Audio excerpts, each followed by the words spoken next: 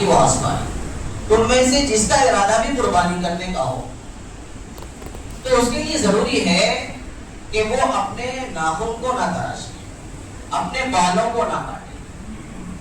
دیکھا جائے تو یہ ایک عجیب فلسفہ ہے کہ کہاں چاند ہو رہا ہے اور کہاں ناخن تراشنے اور بال کو کٹوانے کی ممانعت وارد ہو رہی ہے۔ در حقیقت اللہ رب العزت نے، اللہ کے نبی صلی اللہ علیہ وسلم نے اس حکم کے ذریعے سے ہمارے اور آپ کے ذہن میں اس عظیم الشان عبادت کے فلسفے کو ڈالنا چاہا ہے جو عظیم الشان عبادت سرزمین حجاز کے اندر انجام دی جا رہی ہے، کہ وہ لوگ دو کپڑے کے اندر ہیں اور اللہ رب العزت کا کلمہ لبیک اللہم لبیک لبیک لا شریک لک لبیک گنگناتے چلے جا رہے ہیں۔ بہت سی ایسی جائز چیزیں ہیں کہ جائز ہونے کے باوجود ان کا استعمال ان پر حرام ہے۔ خوشبو نہیں لگا سکتے، تیل نہیں لگا سکتے اور سرما نہیں لگا سکتے، بے شمار ایسی حرام کی ممنوعہ چیزیں ہیں جن کو وہ نہیں کر سکتے۔ دھوپ ہے، عدت ہے، تمازت ہے، تپش ہے، بھاگے جا رہے ہیں، دوڑے جا رہے ہیں اور ایک عاشقانہ وار عبادات میں مصروف ہیں۔ در حقیقت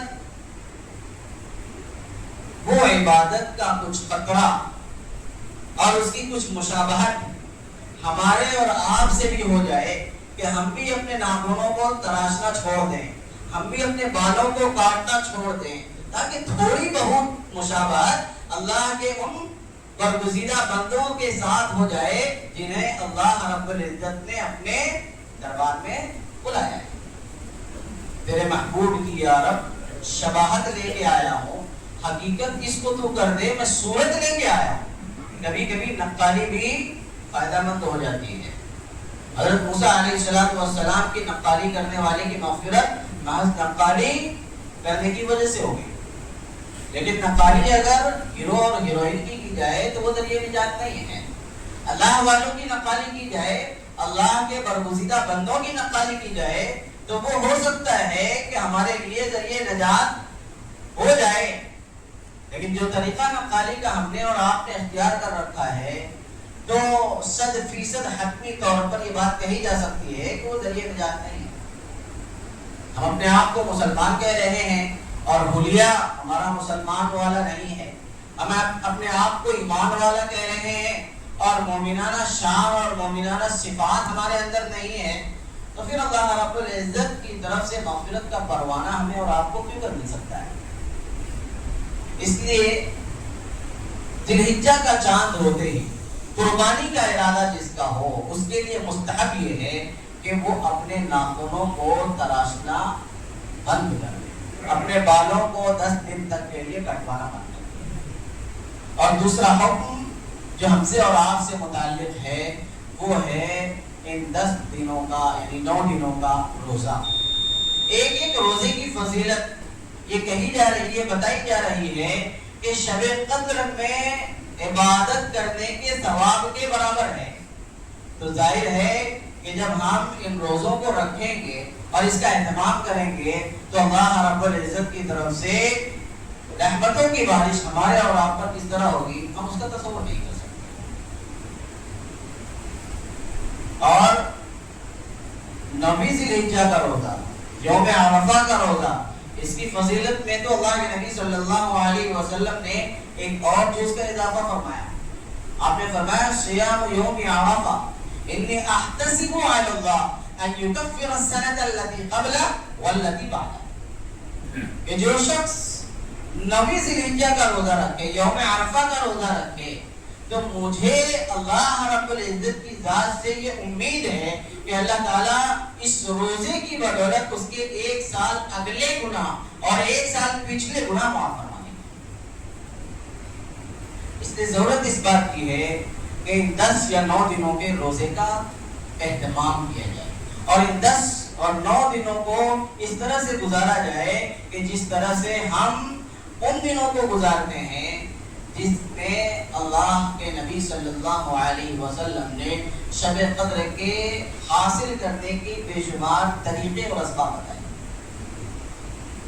یہ اور بات ہے کہ وہ ایک الگ درجہ رکھتا ہے اور اس کا درجہ الگ ہے، لیکن کیا یہی کچھ کم ہے کہ جس کے بارے میں اللہ رب العزت نے خود یہ فرمایا ہو کہ قسم ہے 10 راتوں کی، اور اللہ کے نبی صلی اللہ علیہ وسلم نے فرمایا ہو کہ مجھے اللہ رب العزت کی ذات سے یہ امید ہے کہ جو روزہ رکھے، جو عبادت کرے، وہ اللہ رب العزت کو سب سے زیادہ محبوب اور پسندیدہ ہے۔ تیسرا حکم جو ہمیں اور آپ سے، ہم سے اور آپ سے متعلق ہے، وہ ہے تکبیرات تشریق، جو 9 ذی الحجہ کے فجر سے شروع ہو کر 13 ذی الحجہ کے عصر تک چلتی ہے۔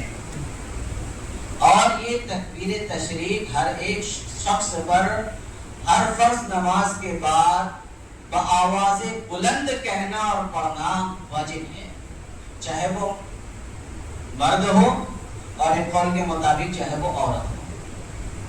مرد حضرات ایک دوسرے کو دیکھا دیکھی، انہیں یاد آ جاتی ہے تکبیر یہ پڑھ لیتے ہیں اور زور سے پڑھ لیتے ہیں، لیکن غفلت عموماً ہماری ماں اور بہنوں کی طرف سے پائی جاتی ہے۔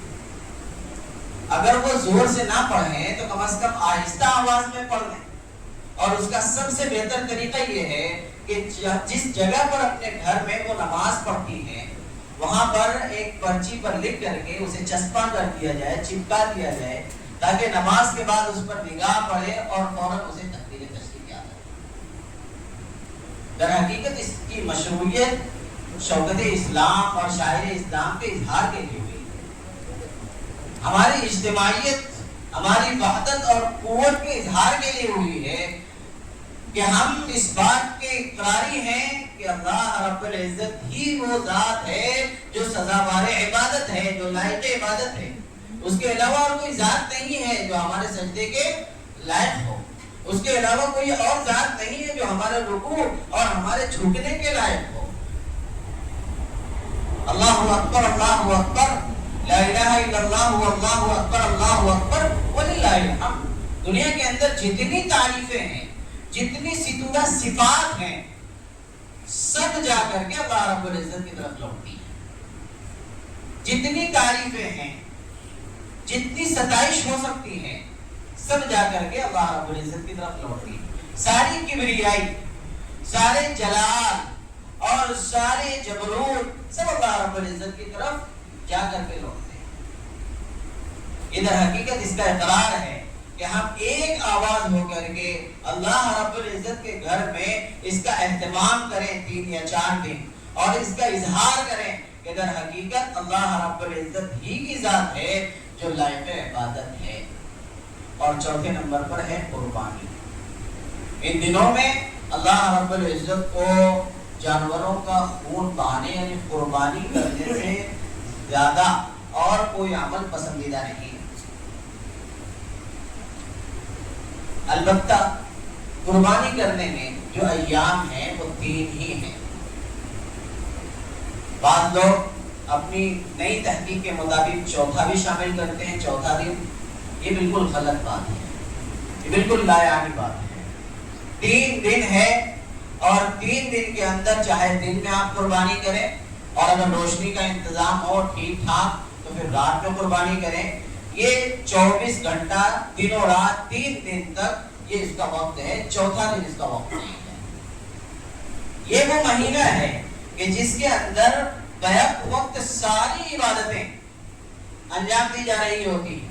اس میں عید الاضحیٰ کی نماز بھی ایک ساتھ ادا کی جا رہی ہوتی ہے، اس میں روزہ بھی رکھا جا رہا ہوتا ہے، اس میں صدقہ بھی کیا جا رہا ہے، اور اس میں عظیم الشان عبادت حج کا فریضہ بھی انجام دیا جا رہا ہوتا ہے۔ یہ ایک ایسا مہینہ ہے کہ جس کے اندر یہ ساری عبادتیں اللہ رب العزت نے جمع فرمائی۔ اور دوسرے نمبر پر جو ایک عظیم الشان عبادت ہے حج، یہ در حقیقت ایک عاشقانہ عبادت ہے، جس کے دل میں اللہ رب العزت کا عشق ہو، جس کے دل میں اللہ رب العزت کی محبت ہو، اور جس کے دل میں اللہ رب العزت کی وحدانیت کا اقرار ہو، وہ در حقیقت اس جانی اور مالی دونوں کے مجموعے کی جو عبادت ہے اسے انجام دینے کے لیے اپنے آپ کو پیش کرتا ہے۔ یہ عبادت ایسی ہے کہ جس کے اندر جان بھی کمانا پڑتا ہے اور مال بھی کھپانا پڑتا ہے. دونوں کے امتزاج کا ایک حسین روپ جسے ہم اور آپ حج کے نام سے جانتے ہیں. دنیا کا کتنے سے بڑا دولت مند ہو یا کتنے گیا گزرا فقیر ہو، لیکن جب وہ اس دو چادر میں آ جائے تو اللہ رب العزت کی نگاہ میں سب برابر ہے. آپ کو بھی دوڑنا ہے، آپ کو بھی پسینہ بہانا ہے، اور آپ کو بھی کھلے آسمان کے نیچے مختصر سے 2 کپڑے کے اندر وہ سارا کام کرنا ہے جو ایک معمولی سے معمولی انسان کر رہا ہوتا ہے. لیکن یاد رکھنے کی بات ہے کہ اس زمانے میں ہم نے یہ سمجھ رکھا ہے کہ حج عقل مندوں پر نہیں بلکہ بوڑھوں پر فرض ہوتا ہے. یہ ایک عجیب المیہ ہے. خصوصاً سب کانٹیننٹ کے اندر ہم یہ سمجھتے ہیں کہ بڑھاپا جب آ جائے تب ہم حج کرنے کے لیے جائیں. جب آپ کے گھٹنوں کے اندر وہ طاقت ہی نہیں ہے، منہ میں دانت نہیں اور پیٹ میں آنت نہیں، تو حج جیسی بظاہر پر مشقت عبادت کو آپ کس طرح سے انجام دے سکتے ہیں؟ لیکن اس کا مطلب یہ بھی نہیں ہے کہ آپ کے اندر سخت ہے، طاقت ہے، استطاعت ہے، قوت ہے.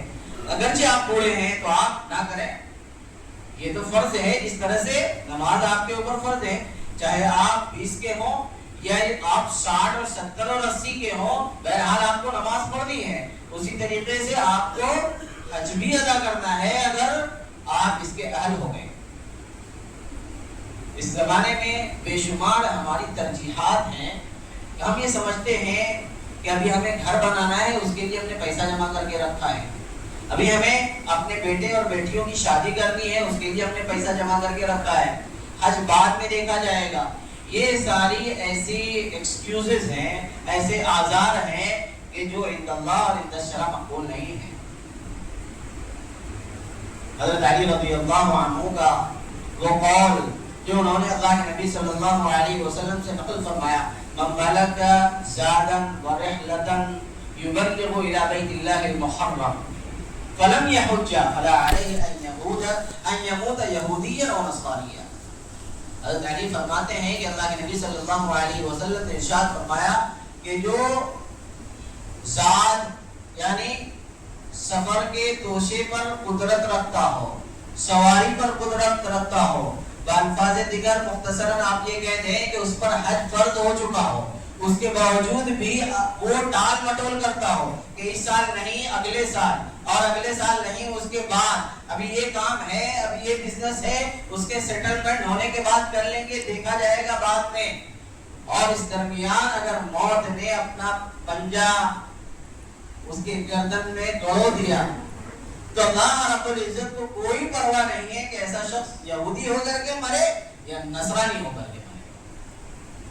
اور حضرت عمر فاروق رضی اللہ عنہ فرماتے ہیں کہ جو شخص استطاعت کے باوجود، حج کی فرضیت کے باوجود بھی ٹال مٹول کرتا ہو اور حج نہ کرتا ہو، میرا دل یہ چاہتا ہے کہ میں ایسے شخص سے جزیہ وصول کروں. خدا کی قسم ایسا شخص مسلمان نہیں ہے، ایسا شخص مسلمان نہیں. یہ عمر فاروق رضی اللہ عنہ کا ارشاد ہے. اس لیے ضرورت اس بات کی ہے کہ اگر آپ کے پاس استطاعت ہے، طاقت ہے، قوت ہے، وہ ساری چیزیں ہیں جو حج کی مشروعیت اور فرضیت کے لیے من جملہ شرائط سمجھی جاتی ہیں، اس کے باوجود ٹال مٹول کرنا یہ ہمارے اور آپ کو گناہگار بنانے کے لیے کافی ہے.